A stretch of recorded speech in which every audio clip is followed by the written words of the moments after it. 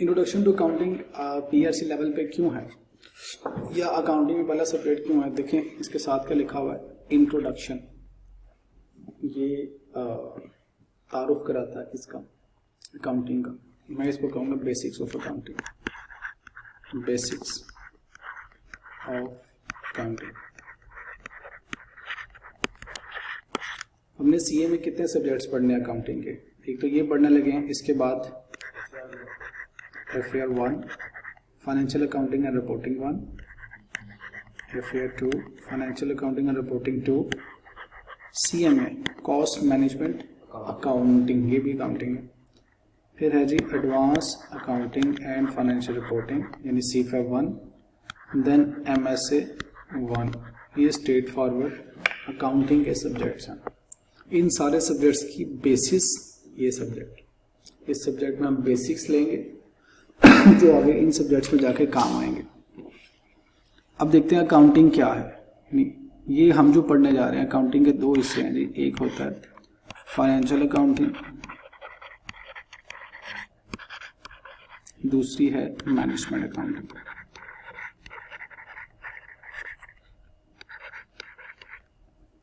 दो तरह की अकाउंटिंग होती है। अब what is accounting and who is accountant sorry, और ये अकाउंटिंग क्यों की जाती है और हमारा बीइंग ए चार्टर्ड अकाउंटेंट इस सब्जेक्ट से क्यों वास्ता है। हमें भी क्या कहा जा रहा है, चार्टर्ड अकाउंटेंट, और इतने सारे सब्जेक्ट्स भी सीए में रखे गए हैं इस सब्जेक्ट के ऊपर, इस टॉपिक के ऊपर। अब आप समझते हैं कि अकाउंटेंट कौन है, फिर इस सब्जेक्ट को समझते हैं। Y accounting,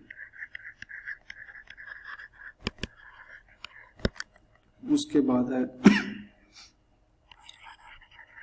importance of accounting.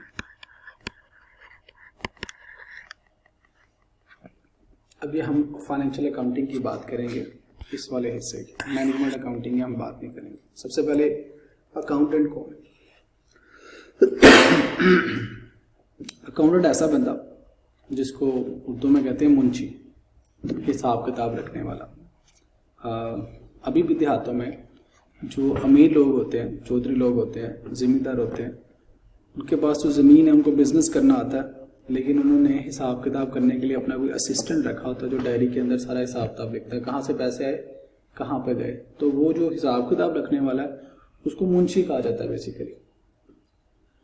English में इसको अकाउंटेंट कहा जाता है। इसी तरह हमारे अगर घरों में देखा जाए, अगर अब्बा पैसे कमा के लाते हैं, अम्मा खर्च करती है, तो वो कहीं ना कहीं पे वो हिसाब किताब लिख रही होती है मैनुअली कि इतने पैसे आए, इसको ये दे दिए, ये दे दिए, इतने पैसे बचे, ये बिल का खर्चा, ये खाने पीने का खर्चा, बीमारी का, ये फीसों का खर्चा, उसके बाद ये बचा। जो पैसे बचते हैं वो सेविंग कर दी जाती है, अगर कम हो तो फिर किसी से कर्जा उठाया जाता। तो हमारे घरों के अंदर भी कुछ ना कुछ हिसाब किताब किया जा रहा होता है पैसों का। तो हमने भी यहाँ पे पैसों का हिसाब किताब करना। तो अकाउंटिंग क्या है? पैसों का हिसाब किताब रखना, ठीक है। अब वो हिसाब किताब रखना क्यों ज़रूरी है? देखिए, ह्यूमन जो ब्रेन है वो कितनी बातें याद रख सकता है। क्या आप अपनी पॉकेट मनी, आपको याद है आपने पिछले पूरे महीने में जो पॉकेट मनी के पैसे खर्च किए, कहाँ कहाँ खर्च किए? आपके पास आपकी पॉकेट मनी है ना। आपसे पूछा जाए, बताएं जी आज ये 2 फरवरी है, बताइए 25 जनवरी को आपने पॉकेट मनी में से कितने पैसे खाने पीने पर खर्च किए? कैसे बताएंगे? आपसे पूछा जाए 20 जनवरी को बताएं आपने कितना किराया खर्च किया, कैसे बताएंगे? यस, हमारा दिमाग यानी ह्यूमन जो ब्रेन है वो याद तो नहीं रख सकता। तो इस वजह से जहाँ जहाँ पैसा खर्च किया जाए या जो जो आपको पैसे दें उसको अगर लिख लिया जाए तो फ़ौरन आप डायरी खोलते हैं, बता सकते हैं जी इस दिन मैंने यहाँ पे पैसे खर्च किए। ये है हिसाब किताब का फ़ायदा। तो आप लोग अगर अपना हिसाब किताब रखेंगे तो आपसे जब सवाल पूछा जाएगा फ़ौरन उसका जवाब दे सकेंगे। बताइए पूरे हफ्ते में कितने पैसे खर्च किए, इस महीने में आपको पेरेंट्स से यानी अम्मा से कितने पैसे मिले, अब्बा से कितने पैसे मिले, याद नहीं होता। हाँ, अगर लिखा हुआ तो टोटल करके बता देंगे इतने पैसे मिले। तो ये है हिसाब किताब का फ़ायदा। It's the memory, financial memory of the business. तो अकाउंटिंग क्यों की जाती है? To maintain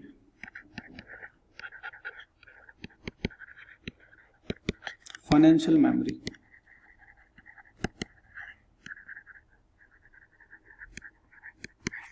right. और अकाउंटेंट कौन है? जो रिकॉर्ड करता है, रिकॉर्ड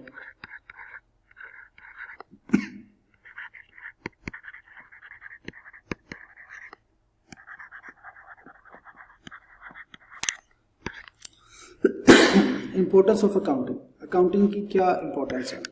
मोटी मोटी कर बातें देखें।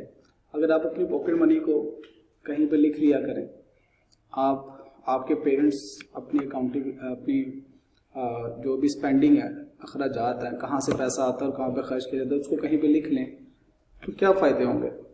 नंबर 1, अगर मोटे मोटे को फ़ायदे लिखें तो आपके पास रिकॉर्ड रहेगा तमाम ट्रांजैक्शन का, जहाँ जहाँ पैसे खर्च किए।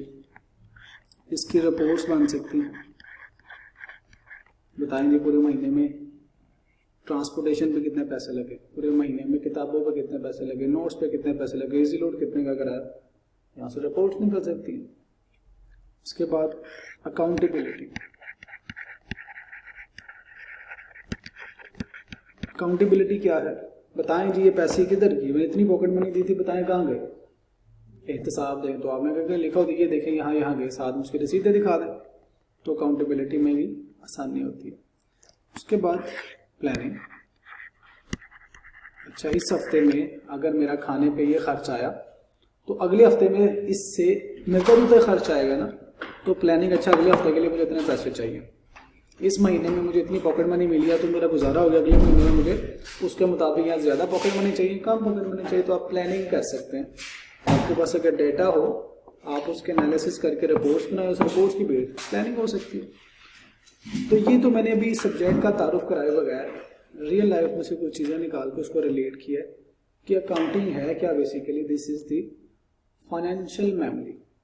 इसी तरह जो बिजनेस है, देखिए आपको पॉकेट मनी मिली है, वो किसकी है?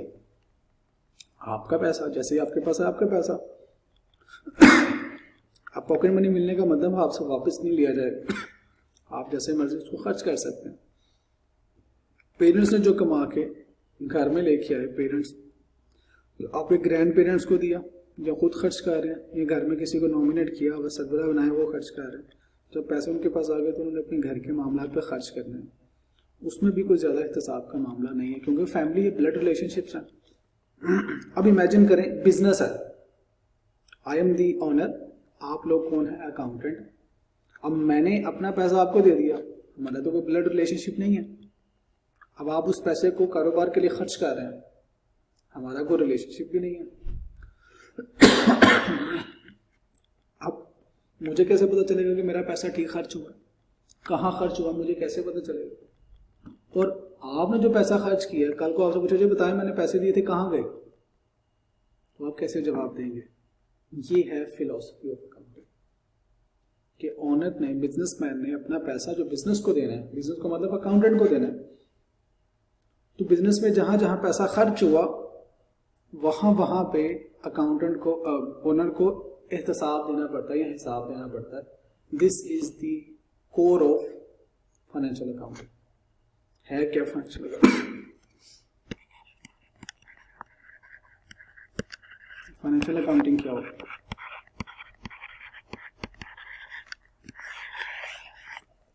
रिकॉर्डिंग, यानी सबसे पहले रिकॉर्ड करते हैं, फिर रिपोर्टिंग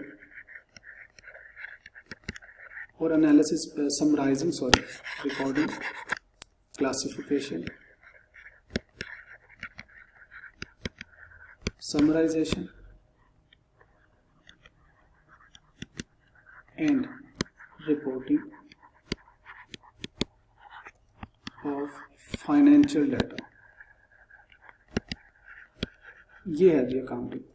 कि अकाउंटेंट साहब क्या करते हैं, पहले फाइनेंशियल डाटा यानी जहां पैसा खर्च हुआ और जहां से पैसा आया, फाइनेंशियल डाटा को रिकॉर्ड करते हैं। रिकॉर्ड करने के बाद उसकी क्लासिफिकेशन करते हैं। क्लासिफिकेशन क्या, आपने स्टैटिस्टिक्स में पढ़ा होगा, डाटा खुद क्या है, इंफॉर्मेशन नहीं देता। डाटा को अगर आप रिकॉर्ड करके उसके एनालिसिस करें उसकी क्लासिफिकेशन करें तो वो डाटा से क्या बन जाता है, इंफॉर्मेशन बन जाता है। यस, तो पहले हमने फाइनेंशियल डाटा को रिकॉर्ड करना, रिकॉर्ड करने के बाद उसकी क्लासिफिकेशन करेंगे तो वो इंफॉर्मेशन बन गई, उसकी समरी बनाएंगे, समरी बनाने के बाद रिपोर्ट पेश कर देंगे। अब देखें रिकॉर्ड क्या है, मिसाल के तौर पे पूरे साल में बिजनेस ने कितने बिजली के बिल अदा किए, 12 अदा करेगा ना बिजली का बिल, तो 12 बिल को कहीं पे रिकॉर्ड कर लेना, 10,000 है, 20,000 है, 30,000 है, 50,000 है, लाख है, 10 बिलों को रिकॉर्ड कर लिया, डाटा रिकॉर्ड हो गया। क्लासिफाई करना, अब हजारों ट्रांजैक्शंस हैं, उसमें से अब सिर्फ बिल किसी एक जगह पे लिख देना, बिल के जो खर्चे हैं पूरे साल के 12 बिल एक जगह पे लिख देना, क्लासिफिकेशन होगी कि बिल के ये खर्चे। समरी बनाना, उसका नीचे टोटल कर देंगे पूरे साल का 1,20,000 बिल है, समरी बना देना, समरी बना के रिपोर्ट कर देना, ये ले सर पूरे साल का आपका बिजली का बिल है, this is the financial accounting. Record करना फाइनेंशियल ट्रांजैक्शन को, जहां पैसा खर्च हुआ उसको रिकॉर्ड करें, क्लासिफाई करें, खास क्लासेस बनाए जैसे सैलरीज, रेंट, इंटरेस्ट, एक्सपेंसेस जितने हैं, रेवेन्यू कितना पैसा आया कारोबार में, लोन कितने लिए, ये सारा क्या है फाइनेंशियल डाटा है। इसको रिकॉर्ड करना, क्लासिफिकेशन करना, उसकी समरी बनाना, समरी बना के रिपोर्ट करना, this is the financial accounting. ठीक है जी, यहाँ तक कोई सवाल है तो पूछिए।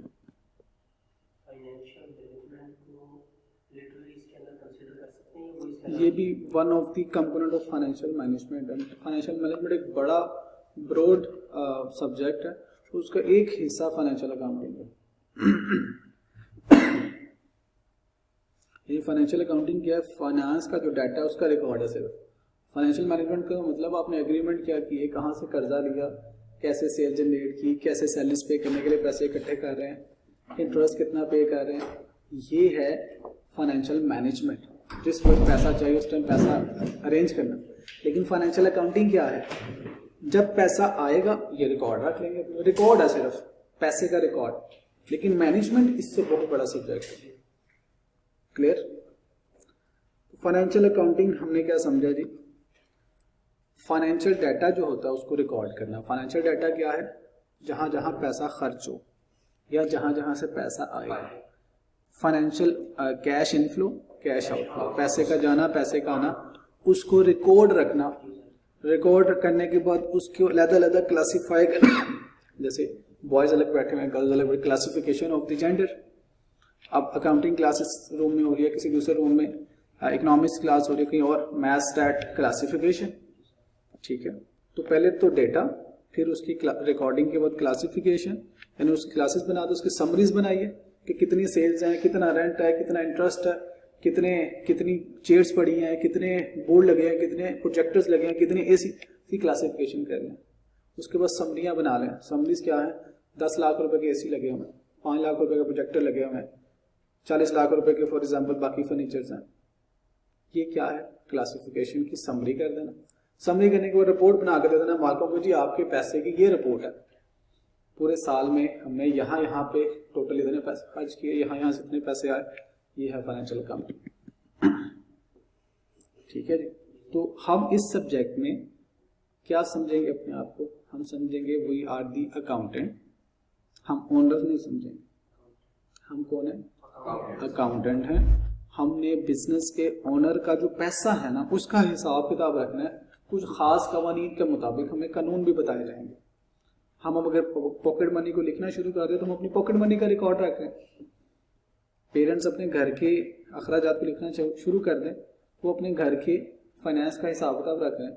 लेकिन हमने क्या समझना, हम बिजनेस के अकाउंटेंट हैं, यानी ओनर का जो कारोबार में पैसा हमने उसका हिसाब किताब रखना है। ये है हमारा रोल। क्लियर? अब देखते हैं, इससे आगे बढ़ते हैं, बिजनेस को समझते हैं। मैं एक मैन्युफैक्चरिंग बिजनेस ले रहा हूं।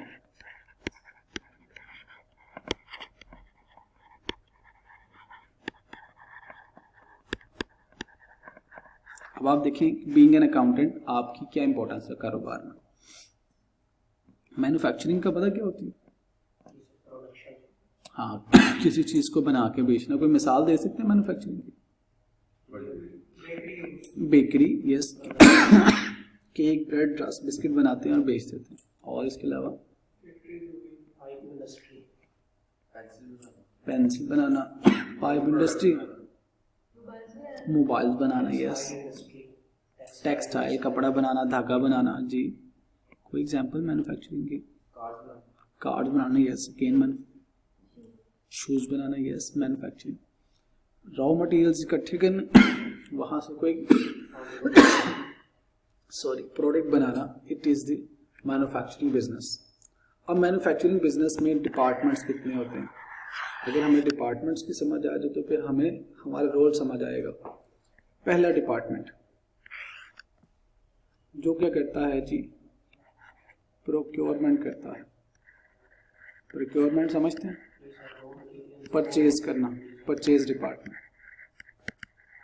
इसका काम क्या? परचेजिंग करना। एक डिपार्टमेंट है, जैसे आप अपने घर में देखें, पेरेंट अपने सारे बच्चों से खरीदारी नहीं कराते, जो सबसे बड़ा होता है या दरमियान में वो समझदार है, उसको खरीदारी की जिम्मेदारी मिलती है। अगर आप अपने चाचू देखें, अपने अब्बा को देखें, अपने ताया को देखें, तो इन सब में से कोई एक बंदा जिम्मेदार होता है। ज़्यादातर परचेजिंग वो कर रहा होता है पूरे घर के लिए, क्योंकि वो डिस्काउंट्स करा सकता है, अच्छी चीज़ लेके आ सकता है, उसकी समझ कुछ बेहतर होती है। इसी तरह ऑर्गेनाइजेशन में परचेज का डिपार्टमेंट होता है, उसमें स्पेशलिस्ट लोगों को बिठाया जाता है जो ऑर्गेनाइजेशन के लिए सस्ती मयारी चीज़ें अच्छे रेट पे खरीद लेते हैं। तो परचेज डिपार्टमेंट, इसका काम क्या है? ये रॉ मटेरियल को खरीदते हैं। मैं इधर लिख देता हूँ, आर है मतलब रॉ मटेरियल। फॉर एग्जाम्पल एक कुर्सी बनानी है तो रॉ मटेरियल क्या होगा? लकड़ी, कील, ग्लू, जो उसकी फिनिशिंग के लिए स्टेप्स हैं, polish, yes, these are the raw materials. अगर हम इंटरवुड की बात करें, लकड़ी में इंटरवुड इज अ ब्रांड। अब वो जितना भी मटेरियल खरीदता है फर्नीचर बनाने के लिए, उनका प्रोक्योरमेंट डिपार्टमेंट खरीदता है। अब प्रोक्योरमेंट डिपार्टमेंट ने खरीद लिया मटेरियल, जैसे घर में अब्बा फॉर एग्जाम्पल खरीद के लेके आए, सब्जियां फल अम्मा ने खरीद ली, गोश्त वगैरह दालें शाले जो बाहर से पालक में चीज़ें अब्बा ने खरीद ली। खरीदने के बाद क्या होता है? घर में आके एक स्टोर में रखी जाती है। अगर आप बच्चों को तो यकीनन पता होगा, किचन इज अ स्टोर। इसमें नमक, मिर्च, हल्दी, मसाला जात पड़े हैं, चावल पड़े हैं, गंदम पड़ी, आटा पड़ा, दालें पड़ी हैं, it's a store. Refrigerator again is the store. इसके अलावा भी घर में कपड़े स्टोर हो रहे हैं, घर में एसेट स्टोर हो रहे हैं। तो दूसरा काम परचेजिंग करने के बाद क्या होता है? स्टोर में उसको सेफ कस्टडी में रखना है, जब जरूरत है वहां से निकाल के इशू कर देना। तो दूसरा डिपार्टमेंट ऑर्गेनाइजेशन में क्या होता है? स्टोर। स्टोर क्या करता है? गुड्स को अपने पास रिसीव करता है। ये जो प्रोक्योरमेंट डिपार्टमेंट ने खरीदा, उनका काम है खरीदना, इन्होंने अपने पास रिसीव कर। जैसे घर में दादी है, फल आकर उनको पकड़ा दे तो उन्होंने पकड़ के अपनी मर्जी से सबको देना होता है, जिसको जितनी जरूरत है। इसी तरह स्टोर डिपार्टमेंट आगे जो भी प्रोडक्शन के डिपार्टमेंट उनको जो जरूरत होती है तो इशू करता है। ठीक है जी, बिल्कुल कहा जा सकता है, आप बिल्कुल सही कह रहे हैं। इसको इन्वेंट्री कंट्रोल भी कह सकते हैं।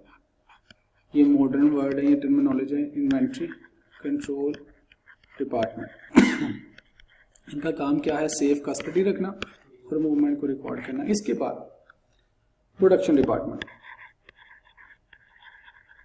अगर इसको आप अपने घर से रिलेट करें तो घर में क्या होता है? खाना बनता है किचन में, तो किचन को समझे दैट्स द प्रोडक्शन डिपार्टमेंट। उसने फ्रिज में से सब्जियां निकालनी है, स्टोर में से वो मसाला जात निकालने हैं, फिर किसी केबिन के अंदर से वो दालें शालें जो भी पकाना है वो निकालना है, उसके बाद उन सबको एक खास रेसिपी के साथ मिक्स करके क्या करना है? प्रोडक्ट बनाना है। इसी तरह प्रोडक्शन डिपार्टमेंट क्या करता है?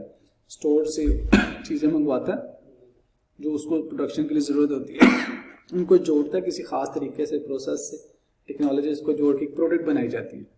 तो वहाँ पे इंजीनियर्स होते हैं, इलेक्ट्रिकल मैकेनिकल इंजीनियर्स होते हैं, प्रोडक्शन इंचार्ज होते हैं, सुपरवाइजर्स होते हैं, ये सारे लोग मिलकर प्रोडक्ट्स को बना रहे होते हैं। तो प्रोडक्शन डिपार्टमेंट, तो इनका काम क्या है? फिनिश गुड्स को बनाना। FG मतलब फिनिश्ड गुड्स, इन्होंने गुड्स को प्रिपेयर करना, राइट। इसके बाद आइए नेक्स्ट डिपार्टमेंट क्या होता है? अब चीज़ें बन गई, बनने के बाद अब इसको सेल करना। जैसे आप एडवर्टीजमेंट देखते हैं, वो एडवर्टीजमेंट क्या है? मार्केटिंग डिपार्टमेंट है। मैं यहाँ पे लिख देता हूँ मार्केटिंग डिपार्टमेंट। घर में जब खाना बनता तो मार्केटिंग कौन करता? यहाँ तो अम्मा की बात आती है, वो उस्मान खाना खा लो, बाद खाना खा लो। अम्मा के नाम है सफ़ा, किधर हो, जल्दी खाना खाओ। यहाँ कोई छोटे बहन भाई को भेजा जाओ सबको बुला के लाओ, मेरे घर में कोई वो है असिस्टेंट स्टाफ अवेलेबल है तो उसको भेजा जाओ जी सबको इकट्ठा करके लेके आओ। तो again this is the marketing. क्या है जी, प्रोडक्ट तैयार आगे खाएं आप। तो इसी तरह मार्केटिंग डिपार्टमेंट क्या है, प्रोपोगेट करते हैं, मार्केट को बताते हैं कि अब हमारे पास ये प्रोडक्ट है आप खरीदें। ठीक है जी। मार्केटिंग डिपार्टमेंट के बाद नेक्स्ट डिपार्टमेंट लेते हैं जिसको कहते हैं हम एचआर डिपार्टमेंट। एचआर डिपार्टमेंट का काम क्या, हायरिंग करना। यस। तो घर में कौन हायरिंग कर रहा होगा, आपकी शादियां होनी है, यानी लड़कों की शादियां होनी हो तो अम्मा अब्बा जाते हैं जाके रिक्रूट करके लाते हैं दुल्हन। ठीक है, ये अम्मा अब्बा जाते हैं घर में किसी को असिस्टेंट रखना है तो उनको रिक्रूट किया जाता है, किसी को किराएदार रखना है तो घर में रिक्रूट किया जाता है किनको रखा जाए। ठीक है, तो ये जो रिक्रूटमेंट का काम है ऑर्गेनाइजेशन में कौन करता है, ये भी खास डिपार्टमेंट है जिनका काम क्या है, लोगों को एडवर्टीजमेंट लगा के रिक्रूट करना, ट्रेन करना और उनको रिटायर करना, प्रमोट करना और रिटायर करना। सब डिपार्टमेंट्स में जिन लोगों की जरूरत होती है वो एचआर डिपार्टमेंट को बताते हैं हमें ये जरूरत है। जब आपको शादी की जरूरत महसूस होगी, अम्मा बाप कहीं शादी करें हमारी, तो फिर वो आपके लिए रिक्रूटमेंट शुरू कर देंगे। ठीक है जी। तो एचआर डिपार्टमेंट का काम क्या है, रिक्रूटमेंट करना। उसके बाद अभी नहीं यार इतनी जल्दी क्या है, एडमिनिस्ट्रेशन डिपार्टमेंट। एडमिन डिपार्टमेंट का क्या काम है, सिक्योरिटी। ये भी हमारे पेरेंट्स कह रहे होते हैं कि हमें घर जाके सिक्योर फील होता है, बेफिक्र होकर सोते हैं क्योंकि अम्मा अब्बा हैं। सिक्योरिटी। इसी तरह ऑर्गेनाइजेशन में गार्ड्स होते हैं, कैमरास लगे होते हैं, वो खार दफ्तारें लगी होती हैं, सिक्योरिटी। और फिर सर्विलेंस भी चल रही होती है। सिक्योरिटी के बाद गार्डनिंग, पौधे शौधे। गार्डनिंग के बाद क्लीनिंग, रिफ्रेशमेंट, रिपेयर मेंटेनेंस। तो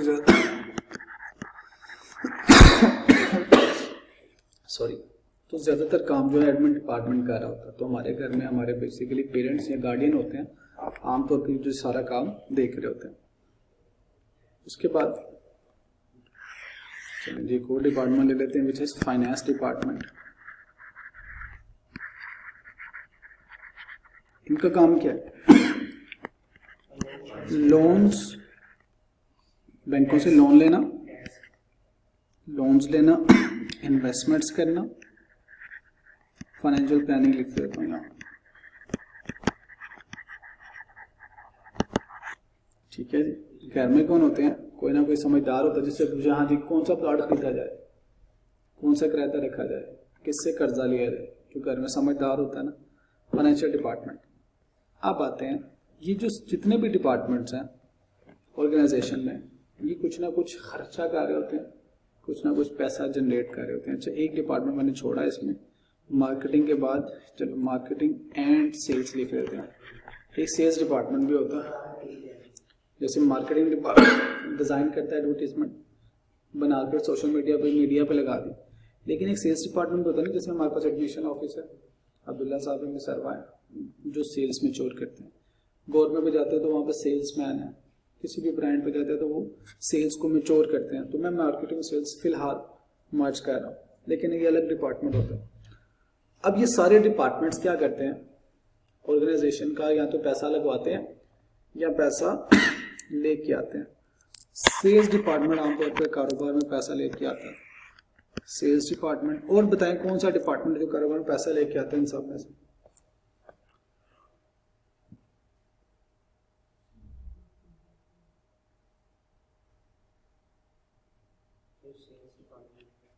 ये जो कर्जा है ये भी तो कारोबार में पैसा आएगा ना।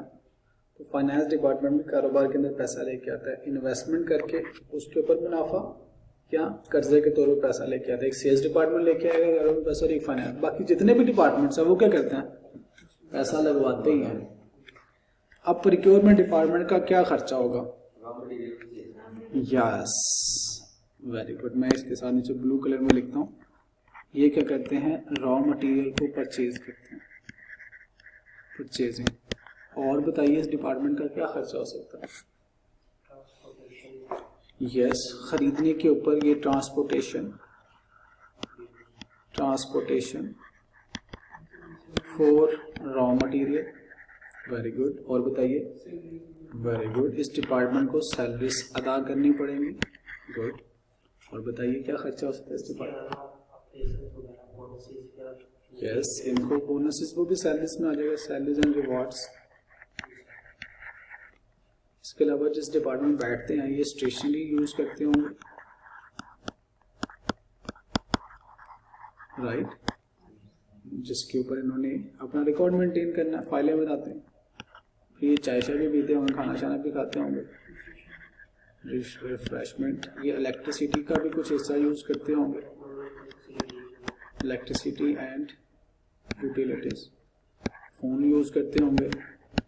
ये इस डिपार्टमेंट के खर्चात है। और भी इसके अलावा मैंने मोटे मोटे लिख लिए जो आप आसानी से समझ सकते। तो ये जो जहां जहां पैसा लग रहा है ना, इसका रिकॉर्ड कौन रखेगा? Financial accountant. ये जो जहां जहां पैसा लग रहा है हमने इसका रिकॉर्ड रखना है कि इन्होंने कहाँ कहाँ पैसा खर्च किया। हमारी ये जिम्मेदारी है। एक तो ये पैसा खर्च करते हैं, कुछ इनका फाइनेंशियल रिकॉर्ड होता है, कुछ इनके होते हैं एग्रीमेंट्स। वो जो एग्रीमेंट्स हमने उसका रिकॉर्ड तो नहीं रखना ना। इन्होंने वेंडर्स के साथ जो एग्रीमेंट किए हुए हैं, स्टाफ के साथ जो एग्रीमेंट्स किए हुए हैं, हमने उसका रिकॉर्ड तो नहीं रखना। इन्होंने जो पॉलिसीज बनाई है वो हमारा काम नहीं है, वो इसी डिपार्टमेंट का काम है। हमारा काम क्या है? इस डिपार्टमेंट ने जहां जहां फाइनेंशियल स्पेंडिंग की,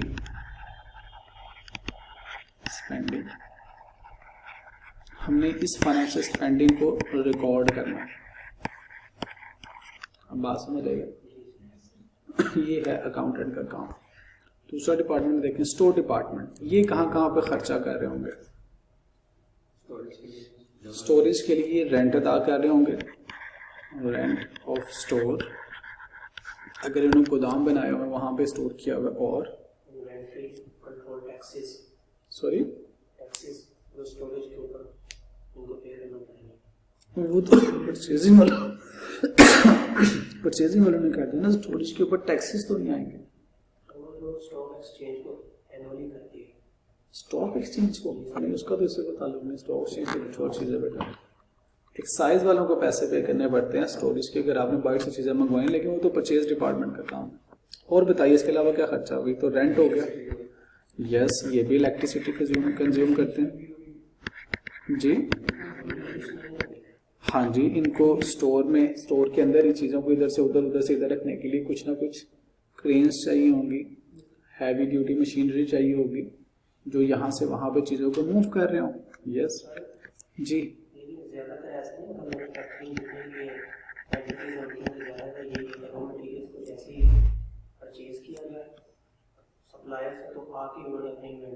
नहीं बेटा, अपने पास स्टॉक में भी तो रखना होता है ना। अब कुछ ऐसे मैन्युफैक्चरिंग बिजनेसेस है जो 24/7 24 घंटे 7 दिन काम करते हैं, तो एवरी टाइम वो प्रोटेक्शन वाले वेट तो नहीं करेंगे ना कि यहाँ से स्क्रू मंगवाएं, यहाँ से टायर मंगवाएं, यहाँ से बॉडी मंगवाएं, यहाँ से एलसीडी मंगवाएं, सीटें मंगवाएं, फिर हम फिक्स करें। आगे जितनी प्रोडक्शन की रिक्वायरमेंट होती है ना, पूरे हफ्ते की, पूरे महीने की, पूरे साल की, उसके मुताबिक प्रोक्योरमेंट डिपार्टमेंट ने परचेजिंग प्लान की होती है और स्टोर डिपार्टमेंट अपने पास रखी होती है, ताकि आइडल टाइम ना वेला ना कोई बैठा रहे।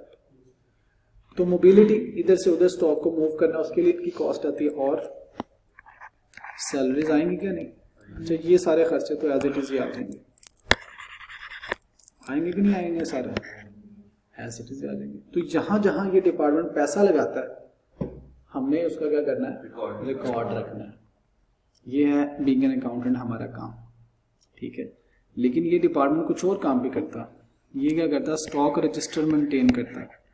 स्टॉक रजिस्टर, इसकी पॉलिसीज होती हैं, इसकी गेट पासेस होते हैं। ये जो बाकी सारे काम है ये इस डिपार्टमेंट का काम है। यहाँ पे पैसा नहीं लग रहा। मेरा काम क्या है? बीइंग अ फाइनेंशियल अकाउंटेंट, इस डिपार्टमेंट ने जितना पैसा खर्च किया ऑनर का, बिजनेस का, मैंने उसको रिकॉर्ड करना। हमें अपना रोल पता चल रहा है, क्या रोल है। अब आइएगा प्रोडक्शन डिपार्टमेंट का क्या काम, इनके क्या अखराजात हो सकते हैं? इन्होंने चीजें बनानी है, क्या अखराजात होंगे? Yes, machines, repair maintenance, repair and maintenance, yes labour cost और टेक्नोलॉजी का भी हो सकता है, बिल्कुल हो सकता है। सॉफ्टवेयर खरीदते हैं उसकी टेक्नोलॉजी कंजम्पशन, टेक्नोलॉजी की भी कॉस्ट होती है, यस हो सकता है। इसको मोटाइजेशन कहते हैं, आगे जाके पढ़ेंगे अब FA2। और असेंबली लाइन में क्या, किसकी कॉस्ट, यहाँ तो बिजली यूज हो रही होगी, यहाँ लेबर लगे होंगे, खुद खींच के ला रहे होंगे, तो वो तो सब कुछ ही नीचे इसमें कवर हो गया ना, ठीक है। ये तो कॉस्ट एज इट इज आ जाएगी। अब आते हैं सेल्स डिपार्टमेंट, क्या खर्चा कराता होगा जी सेल्स डिपार्टमेंट। पहले तो देखें सेल्स डिपार्टमेंट का मेन काम क्या है, पैसा लेके आना, ठीक है। इनका काम क्या है, रेवेन्यू जनरेट करना। अब ये पैसा लेके आए हैं तो रिकॉर्ड कौन रखेगा, सेल इनका काम है, हमने क्या करना उसको रिकॉर्ड करना है। और बताइए क्या ये पैसा लगवा भी सकते हैं, मार्केटिंग में हम सिर्फ सेल्स की बात कर रहे हैं। सैलरीज इनको देनी पड़ेंगी, यस। इनको बोनसेस देने पड़ते हैं, यानी वो भी सैलरीज में आ जाएगा इनके टारगेट्स के अचीव करने पे। और बाकी इनका रेंट, जो इनकी रिटेल डिपार्टमेंट्स की रिटेल आउटलेट्स हैं, जहाँ जहाँ दुकानें बनाई हुई हैं, उस सबका रेंट, सबका खर्चा सारा सेल्स डिपार्टमेंट के पास ही आएगा, स्टोर के पास। और बाकी वही स्टेशनरी हैं, यूटिलिटीज़ हैं, यूटिलिटीज़ में बिजली गैस पानी, और रिफ्रेशमेंट है, जो चाय पानी दिया जाता है इनको, वो सब रिफ्रेशमेंट में आ जाएगा। तो ये पैसा जो आया कारोबार में, रिकॉर्ड किसने रखना है, और जो पैसा उन्होंने खर्च किया रिकॉर्ड कौन रखेगा, फाइनेंशियल अकाउंटेंट। अब आइएगा मार्केटिंग डिपार्टमेंट पैसा लेके आता है, इसने जो जो खर्चा कराना उसका रिकॉर्ड कौन रखेगा, ये भी एक्सपेंसेस कराता है, एक्सपेंडिचर करता है, ठीक है। अब इनकी जो पॉलिसीज हैं अपने पास रखेंगे, हमारा उससे कोई गर्ज ही नहीं है। इनके जो प्लान्स हैं अपने पास रखेंगे, इनकी जो स्कीम्स हैं अपने पास रखेंगे, जो आर्टवर्क बनाया इन्होंने, वीडियो बनाया, पोस्टर बनाया, इनका काम है, हमारा काम ही नहीं है। जो डिजाइनर को पैसे पे कर रहे हैं, जो सोशल मीडिया एक्टिविस्ट को पैसे पे कर रहे हैं, ब्लॉगर्स को पे कर रहे हैं, आर्टिस्ट को पे कर रहे हैं, टीवी चैनल्स को पे कर रहे हैं, जहां जहां पैसा खर्च हो रहा है, मैंने एज ए अकाउंटेंट उसको क्या करना है, अपने पास रिकॉर्ड करना है। ये मेरा काम है, मैं आपको काम सिखा रहा हूँ। HR डिपार्टमेंट का क्या काम है, इसने एडवर्टाइजमेंट बनानी, जॉब डिस्क्रिप्शन बनानी होती है, एडवर्टाइजमेंट करनी होती है, इंटरव्यूज करने होते हैं, रिक्रूटमेंट करनी होती है। यहाँ तक का जितना रिकॉर्ड है ये अपने पास रखेंगे। रिक्रूटमेंट के बाद इनकी पॉलिसीज होती है, जैसे घरों में नहीं पॉलिसी होती, इतने बजे सोना है, इतने बजे उठना है, इतने बजे खाना है, स्कूल जाना है, इतने बजे सफाई होनी है, घर के सिस्टम्स होते हैं। इस तरह ऑर्गेनाइजेशंस की ह्यूमन रिसोर्स की मैनेजमेंट होती है, इतने बजे इसने आना है, अगर अटेंडेंस लगानी है, इसने ये काम इतने दिनों में करना। तो HR के जितने काम है ना, वो उन्होंने अपने काम करने हैं, लेकिन हमने एज ए अकाउंटेंट क्या करना है, इनकी एडवर्टाइजमेंट के ऊपर जो खर्चा आएगा, जो इंटरव्यू करेंगे उनको रिफ्रेशमेंट देंगे, उसका रिकॉर्ड, जो इनको सैलरीज देंगी, जितना एरिया ये यूज करें उसका जो खर्चा है, हमने उसका क्या करना है, रिकॉर्ड रखना है। पैसा लग रहा है ना, रिफ्रेशमेंट के ऊपर हमारा पैसा लगेगा, जहां जहां हमारा पैसा लगेगा हमने वहां पे उसको रिकॉर्ड करना है।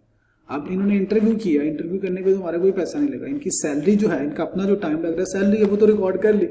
अब इंटरव्यू में क्या पूछा है, क्या वो एक रिकॉर्ड है, फाइनेंशियल ट्रांजैक्शन नहीं है, नॉन फाइनेंशियल ट्रांजैक्शन, हमें हमारा उससे कर्ज नहीं है, ये डिपार्टमेंट अपने पास रखे। इस डिपार्टमेंट ने जो पैसा खर्च किया हमने उसको रिकॉर्ड करना, ठीक है जी।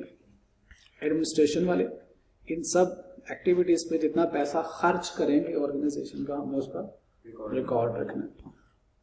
फाइनेंस वाले जो कर्जा लेके आएंगे हमने रिकॉर्ड करना है, जो इन्वेस्टमेंट करेंगे, कहाँ पैसा कारोबार का लगाया, हमने रिकॉर्ड रखना है। लेकिन उनकी क्या प्लानिंग है, हमारा उससे कोई गर्ज ही नहीं है। उन्होंने बजटिंग की है, फोरकास्टिंग की है, आने वाले दिनों में कहाँ खर्चा होना है, वो उनका काम है। लोन के लिए क्या एग्रीमेंट किया, ये उनका काम है। इन्वेस्टमेंट किए तो क्या एग्रीमेंट्स हैं, क्या डॉक्यूमेंटेशन, इनका काम है। हमने क्या करना है, इन्होंने कितना पैसा कारोबार को ला के दिया वो रिकॉर्ड, कितना पैसा कारोबार का इन्वेस्ट किया वो रिकॉर्ड रखना, ठीक है जी।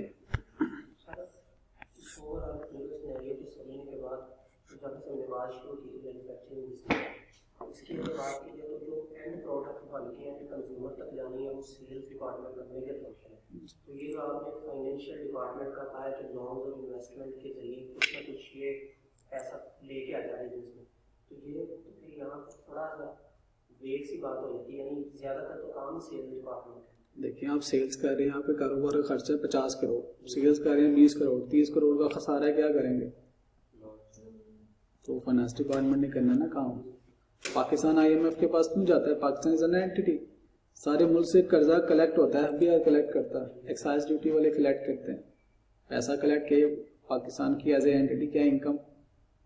अब खर्चे ज़्यादा है, जो लोगों को सैलरियाँ पे करनी है, सड़कें बनानी, खर्चे ज़्यादा है, तो पैसा शॉर्टफॉल होता है, वो क्या करते हैं? IMF के पास जाते हैं। जो फाइनेंस मिनिस्ट्री है उसका काम क्या है? देखें, अकेला बंदा अपना सारा कुछ खुद मैनेज करता है, घर में पूरे घर के मेंबर्स जितने भी उनको उसके मुताबिक काम, सारे घरों में यही होते हैं, लेकिन जितने मेंबर्स उतने रोल्स, कम मेंबर्स तो ज़्यादा ड्यूटियाँ, और काम भी कम है और ड्यूटियाँ भी ज़्यादा मेंबर्स हो, काम तो ज़्यादा है लेकिन ड्यूटियाँ भी ज़्यादा लोग ले रहे हो। अब ऑर्गेनाइजेशन में बहुत ज़्यादा लोग होंगे तो उसके मुताबिक डिपार्टमेंट्स बनते हैं, उनकी ड्यूटियाँ उनको असाइन कर दी जाती हैं। तो हर डिपार्टमेंट का एक अपना रोल है, हर डिपार्टमेंट अपने अपने एंड पे इम्पॉर्टेंट है, ठीक है, इनके बगैर हमारा गुजारा नहीं होता है। हर डिपार्टमेंट में स्पेशलिस्ट होते हैं। अकाउंटेंट क्या करता है? इन सारे डिपार्टमेंट्स की, मैं यहाँ पे अब लिखने लगा हूँ अकाउंट्स डिपार्टमेंट, जो हम सीख रहे हैं, हमारा काम क्या है इस सब्जेक्ट में? रिकॉर्डिंग करना, क्लासिफिकेशन करना और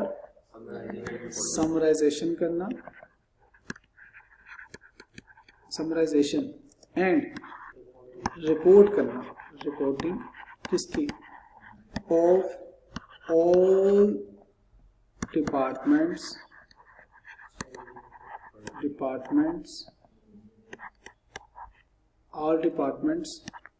फाइनेंशियल, तमाम डिपार्टमेंट के फाइनेंशियल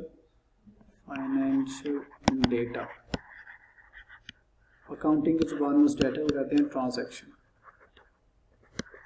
सिर्फ फाइनेंशियल डाटा का रिकॉर्ड जो है तमाम डिपार्टमेंट उन्होंने नहीं रखना, वो हमने रखना, ये हमारा काम है। आप समझे? Who is accountant? ठीक है जी, अकाउंटेंट इज अ मुंशी, जिसने तमाम डिपार्टमेंट्स की स्पेंडिंग और इनफ्लो ऑफ मनी उसको रिकॉर्ड करना है, क्योंकि ये डिपार्टमेंट्स का पैसा नहीं है, ये बिजनेस का पैसा है, ये ओनर का पैसा है। ये क्या करते हैं? उसकी रिकॉर्डिंग करते हैं, यानी खास फॉर्मेट में रिकॉर्ड कर लिया, एक टाइम के बाद उसको क्लासीफाई करते हैं कि ये रिकॉर्ड इधर करना है, ये रिकॉर्ड यहाँ पे, ये रिकॉर्ड यहाँ पे, क्लासिफिकेशन। फिर महीने बाद, हफ्ते बाद, 6 महीने बाद, साल बाद उसकी समरीज तैयार करते हैं। पूरे महीने की कितनी सैलरीज हैं, पूरे महीने का एडवर्टीजमेंट कितने, जैसे घरों के अंदर अगर चेक किया जाए, बजटिंग करनी तो देखते हैं इस महीने में फीसें कितनी जानी है, रेंट कितना जाना है, बिल कितना जाना है, खाने पीने का कितना खर्चा है, बीमारियों पे कितने पैसे लगे, जो कि ज़्यादा हुई आजकल, मैं भी बीमार हूँ। तो उसके बाद रिपोर्ट होती है, अम्मा अपने आपके अब्बा को रिपोर्ट पेश करते हैं, ये ले जी, ये आपका पैसा आया था, यहाँ जहाँ मैंने खर्च किया ये मैंने बचाया। इसी तरह जो अकाउंटेंट्स हैं वो कारोबार के पैसे का रिकॉर्ड रख के, समराइज करके, क्लासिफाई करके रिपोर्ट्स देते हैं ओनर्स को। ओनर्स के अलावा भी कुछ लोगों को रिपोर्ट देते हैं, अभी वो भी सीखेंगे कि हमारे इस काम में कौन लोग इंटरेस्टेड हैं, फिर हमें अपनी इंपॉर्टेंस का पता चलेगा हम कौन है, चार्टर्ड अकाउंटेंट्स की इंपॉर्टेंस का पता चलेगा। अभी तक आपके जहन में स्केच बैठ गया कि हम सीखने क्या जा रहे हैं, क्या सीखने जा रहे हैं। सादा सी जुबान में अगर आपसे पूछा जाए अकाउंटेंट हो भाई आप, चार्टर्ड अकाउंटेंट क्या काम करता है, आज के बाद बता सकते हो चार्टर्ड अकाउंटेंट क्या काम करता है? क्या काम करता है?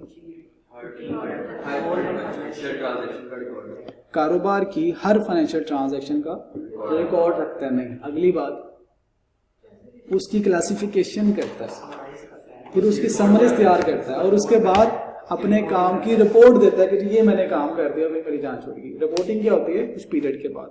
सिर्फ रिकॉर्ड नहीं करना, record, classification, summarisation and reporting, ये है अकाउंटेंट का कंप्लीट काम। अब ये जो हम रिपोर्ट्स तैयार करते हैं, रिपोर्ट की बात कर रहा हूँ, यानी हम पूरा एक प्रोसेस है ना हमारा, एंड रिजल्ट हमारा क्या है, हम रिपोर्ट तैयार करते हैं। अब उस रिपोर्ट में कौन इंटरेस्टेड है, इसको मैं लिखने लगा हूं।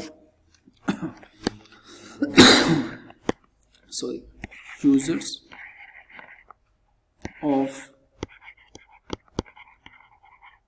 फाइनेंशियल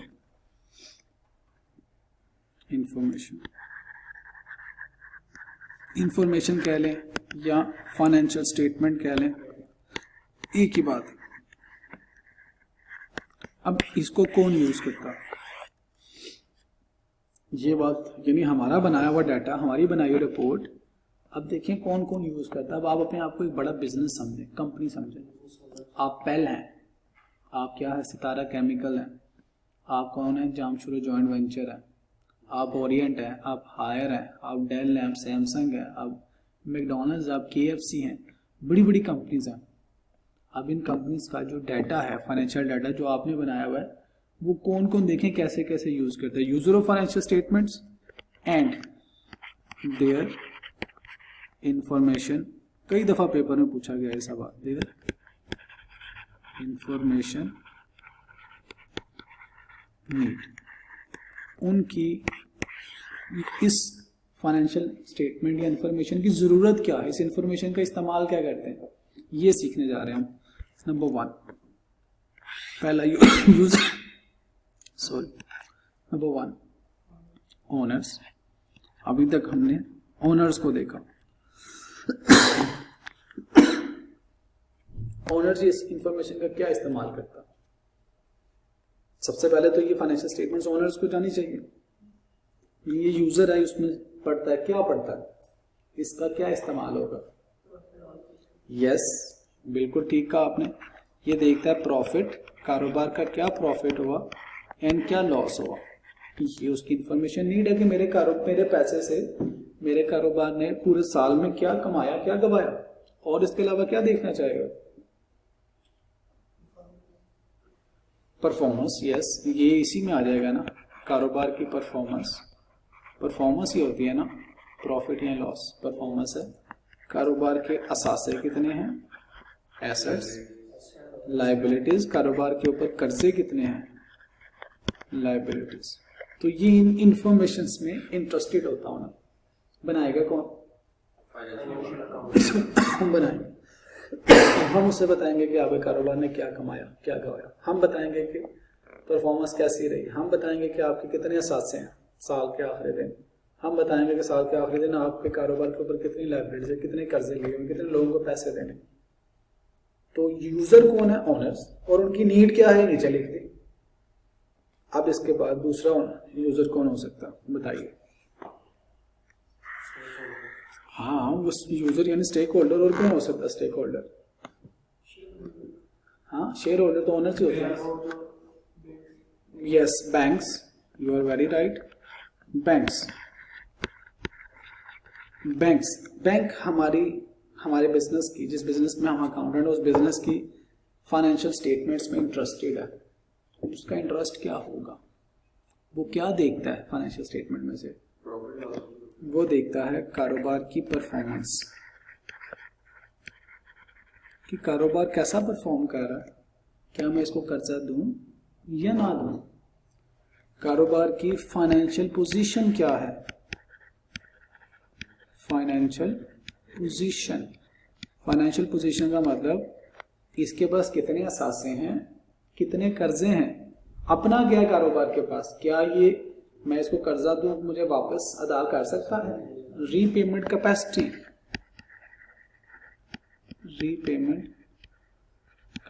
देखता है। ऑलरेडी टेकन, लोन पोजीशनिंग देखता है, लोन पोजीशन ठीक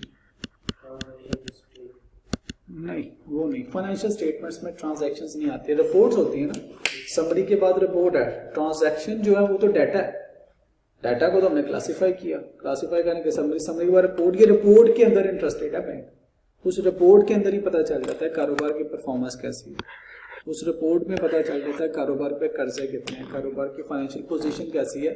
बैंक इस इंफॉर्मेशन में क्यों इंटरेस्टेड है, बैंक यहाँ से हमारी बनी हुई रिपोर्ट को देख के अंदाजा लगाता है कि क्या इस कारोबार के अंदर इतनी कैपेसिटी है कि इसको कर्जा दिया जाए, क्या ये मेरा कर्जा वापस अदा करेगा। पहले कौन से कर्जे हैं इस बैंक के ऊपर, इस बिजनेस के ऊपर। हमारी इंफॉर्मेशन इतनी इंपॉर्टेंट है कि बैंक उस इंफॉर्मेशन को देख के फैसला करता है। हमारे सिग्नेचर में इतनी पावर है कि बैंक ने इसके ऊपर फैसला करना। ये है हमारा प्रोफेशन जिसकी खूबसूरती है। This is how we are presenting financial information, we are giving our reports, we are signing a document, और उस सिग्नेचर की इंपॉर्टेंस।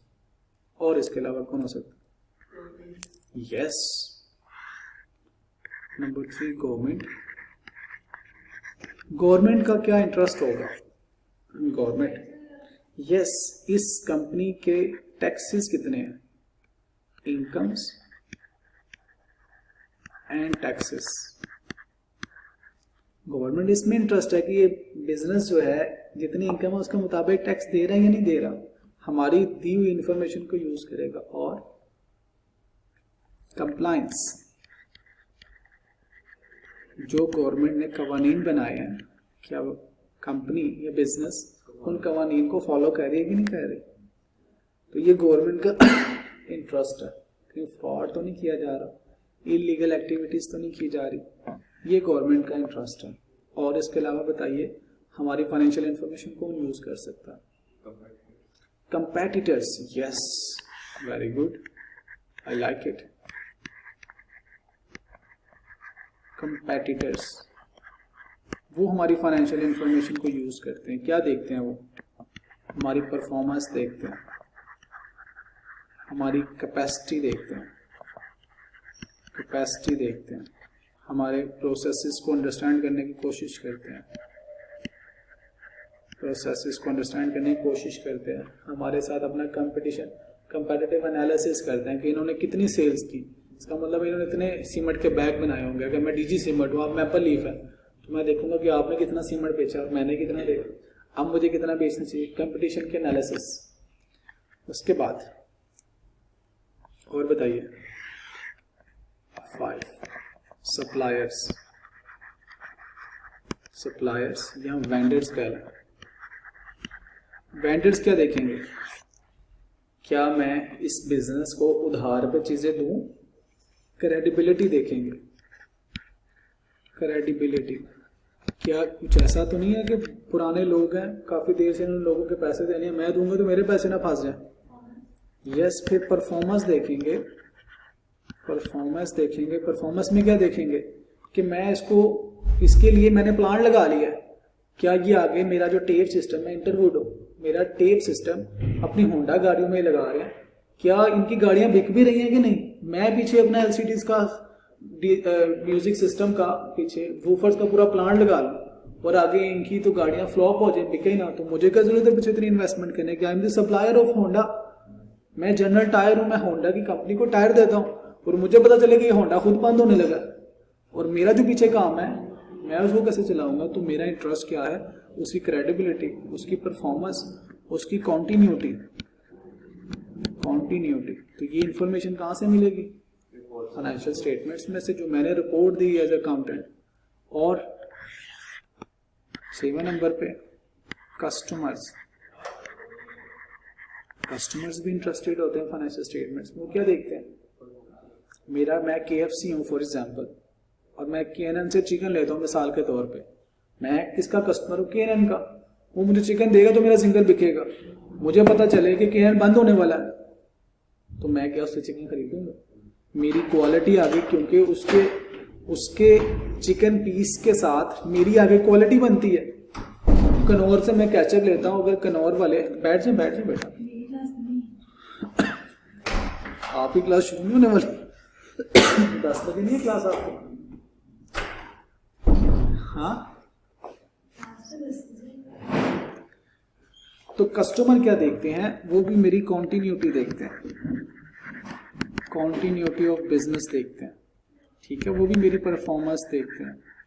वो इंटरेस्टेड है कि मेरा बिजनेस चलता रहे ताकि वो मेरे से खरीदते रहे। मेरी बात समझ आई? अगर मैं अपनी सारी बिल्डिंग्स के अंदर मुगल स्टील वालों का सरिया यूज करता हूँ और मैं उसके ऊपर रिलाय करता हूँ और मैं उसी के सरिये को बेस बना के कोटेशन देता हूँ आगे लोगों को कि आपको इतने में घर बना के दूंगा, मुगल वाले पीछे से बंद हो जाए तो मेरी कोटेशन क्या हो जाएगी, इनवैलिड हो जाएगी। तो कस्टमर की भी ज़रूरत होती है कि वो फाइनेंशियल इंफॉर्मेशन को देख के डिसीजन करेंगे क्या मैं इस वेंडर से अगले 10 साल 15 साल आगे बिजनेस पार्टनरशिप सोच सकता हूँ कि ये मुझे देता रहे और मैं इसकी चीज़ को इस्तेमाल करके आगे बेचता रहूँ। और इसके अलावा कौन इंटरेस्टेड होगा? 7 नंबर, एम्प्लॉयज। एम्प्लॉयज क्यों फाइनेंशियल इंफॉर्मेशन में इंटरेस्टेड होंगे? कि बिजनेस चलता रहेगा कि मुझे निकालने वाले हैं, सैलरियां देने की कैपेसिटी है कि नहीं। हमारे पास जब भी कोई आता है पहले हमारे बारे में जान के आता है कि इन्होंने हमारी सैलरियां अदा करनी है कि नहीं करनी, और हम पहले वही लोगों से पूछते हैं कि बोनस कैसा देते हैं, इनका बिजनेस कैसा चल रहा है। तो एम्प्लॉय किस इंफॉर्मेशन में इंटरेस्टेड है? अगेन हमारी परफॉर्मेंस पे, हमारी फाइनेंशियल कंडीशन पे, फाइनेंशियल पोजीशन पे, ठीक है, हमारे बिजनेस की कॉन्टिन्यूटी पे। ये सारे लोग किस इंफॉर्मेशन के ऊपर रिलाय कर रहे हैं? फाइनेंशियल रिपोर्ट्स के ऊपर। जब हम साइन कर देते हैं तो ये सारे लोग समझते हैं कि इस इंफॉर्मेशन के अंदर कोई फ्रॉड नहीं है, इस इंफॉर्मेशन के अंदर कोई एरर नहीं है। इस इंफॉर्मेशन को बुनियाद बना के ये सारे लोग उस कंपनी से अपना ताल्लुक जोड़ने का फैसला करते हैं। ये है चार्टर्ड अकाउंटेंट की इम्पोर्टेंस, ये है इस प्रोफेशन की खूबसूरती, जिसकी वजह से आपको दुनिया में पजीराई मिलती है। ये आपके सिग्नेचर की पावर है। अब कितनी बड़ी हमारे ऊपर जिम्मेदारी है कि इस इंफॉर्मेशन को कितना ईमानदारी से करें, बनाएं, ट्रू एंड फेयर दें, एरर से फ्री रखें। ये है चार्टर्ड अकाउंटेंसी की खूबसूरती। ये हम इस सब्जेक्ट में सीखने जा रहे हैं। हमने करना क्या है, तमाम डिपार्टमेंट्स के जो फाइनेंशियल एक्सपेंडिचर्स हैं, फाइनेंशियल ट्रांजैक्शंस हैं, और जहां जहां से पैसा कारोबार में आ रहा है, हमें उसको एक खास कानून के तहत समझना है कि कैसे रिकॉर्ड करना है, कैसे क्लासिफाई करना है, समरी कैसे बनानी है, और एंड पे रिजल्ट क्या है, रिपोर्ट्स बना के देनी है। उन रिपोर्ट्स को ये सब लोग यूज करेंगे अपने अपने मकासद हासिल करने के लिए। क्या मैं सिर्फ पाकिस्तान के लिए इंपॉर्टेंट हूं? नहीं। अब ये जो फाइनेंशियल इंफॉर्मेशन है या फाइनेंशियल स्टेटमेंट्स हैं, laws applicable for financial statements.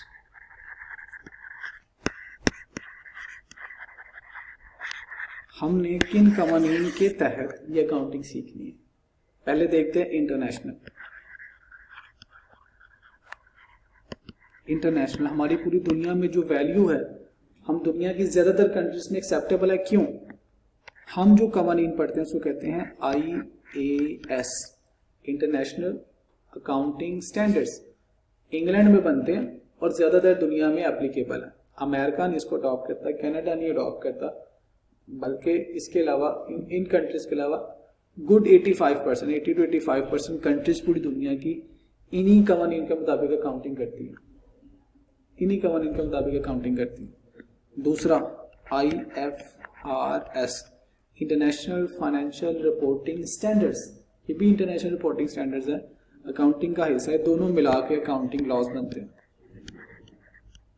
जो बच्चा ऑस्ट्रेलिया में बैठ के अकाउंटिंग सीख रहा है, पढ़ रहा आपकी तरह, वो भी यही पढ़ रहा है जो आप यहाँ पे पढ़ रहे होंगे। जो बच्चा इंग्लैंड में बैठ के अकाउंटिंग सीख रहा है किसी सब्जेक्ट में, वो भी यही लॉ पढ़ रहा है जो आप यहाँ पे पढ़ रहे हो। हम उर्दू में समझा रहे होंगे, अंग्रेजी में समझा रहे होंगे, श्रीलंका में इसी तरह, इंडिया में इसी तरह, हिंदी में समझा रहे होंगे, बांग्लादेश में इसी तरह, अफगानिस्तान में इसी तरह, स्वीडन में इसी तरह से, आयरलैंड में इसी तरह से। ये सारी कंट्रीज में वही लॉज पढ़े जा रहे हैं जो आप पढ़े। ये आपको पूरी दुनिया के, ये जो प्रोफेशन है पूरी दुनिया के दरवाजे आपके लिए खोल रहा है। दूसरा आप नेशनल यानी पाकिस्तानी लॉज के मुताबिक पढ़ेंगे, विच इज, इसको कहते हैं कंपनीज ऑर्डिनेंस, कंपनीज ऑर्डिनेंस या कंपनीज एक्ट है, एक्ट 2017 में जो आया था एक्ट, हम उसके मुताबिक अपनी अकाउंटिंग सीखेंगे। तो हमारी पाकिस्तान में भी वैल्यू है और पूरी दुनिया में वैल्यू है, चंद एक कंट्रीज के अलावा। तो जो दुनिया में अकाउंटिंग स्टैंडर्ड्स पढ़े जा रहे हैं वही हम पढ़ रहे हैं। जिस तरह से दुनिया में फाइनेंशियल स्टेटमेंट्स बन रहे हैं मोर और लेस वैसे ही फाइनेंशियल स्टेटमेंट्स हम बना रहे हैं। जो हम यहाँ पर नौकरियाँ कर रहे होंगे हम पूरी दुनिया में जाकर नौकरी कर सकते हैं। सिर्फ एक लैंग्वेज बैरियर होता है, वो लैंग्वेज हम सीख सकते हैं, कोई इशू नहीं है। ये है आपके प्रोफेशन की खूबसूरती। इंग्लैंड में लॉज बनते हैं, पाकिस्तानी आई कैप, पाकिस्तान का जो आई कैप है ये IFAC international federation of accounting उसका हिस्सा है, अकाउंटिंग बोर्ड का हिस्सा है। जब कानून बनता है पाकिस्तान की मुशावरत से बनता है, जब कानून बनता है फिर ICAP उसको अडॉप्ट करता है, अडॉप्ट करने के बाद फिर पाकिस्तान में एप्लीकेबल होता है। हम आपको सिखाते हैं, आप आगे जाके अकाउंटिंग करते हैं, तो आप वही पढ़ें जो दुनिया में ज़्यादा स्टूडेंट्स पढ़े, इसीलिए आप दुनिया में चौथे 5वें नंबर पे हैं एज ए चार्टर्ड अकाउंटेंट। ये है आपके प्रोफेशन की खूबसूरती और ये आप सीखने जा रहे हैं। समझ आ गई जी? तमाम बिजनेस की फाइनेंशियल इंफॉर्मेशन को रिकॉर्ड करना है, उसकी क्लासिफिकेशन करनी है, समराइज करना है और उसकी रिपोर्ट करनी है। और किन के लिए करनी है? इन तमाम यूजर्स के लिए करनी है। और किन कवानीन के तहत करनी है? इन कवानीन के तहत करनी है। ये है अकाउंटिंग का एक बड़ा प्रोस्पेक्टिव। कल इंशाल्लाह यहीं से शुरू करते हैं। Thank you. अस्सलाम वालेकुम।